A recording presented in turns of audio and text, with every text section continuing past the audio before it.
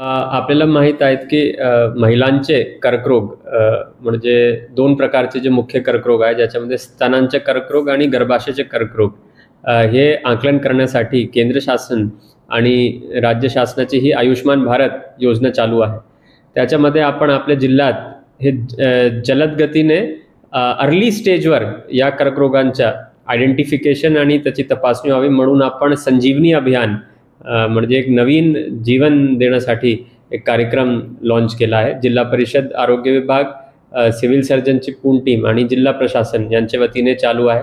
याच्यामध्ये सर्वप्रथम आता आपण आशा वर्कर त्यांना ट्रेन करून त्यांना घरोघरी पाठवून महिलांना काही लक्षण आहेत का हे जाणून घेतले आणि त्याच्यातून आपल्याला 13,000 जवळपास असे महिला सापडली त्यांना काहीतरी लक्षण आहे.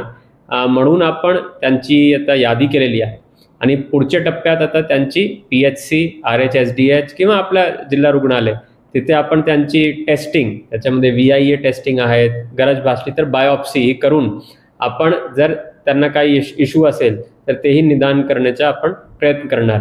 आपला उद्देश एवढंच आहे की लवकर जर आपण शोध घेतला तर महिलांच्या आपण जीवी वाचू शकतो आणि लवकर उपचार देऊन शीघ्र त्यांना निदान प्रोव्हाइड करू शकतो. याच्यासाठी संजीवनी अभियान आहेत.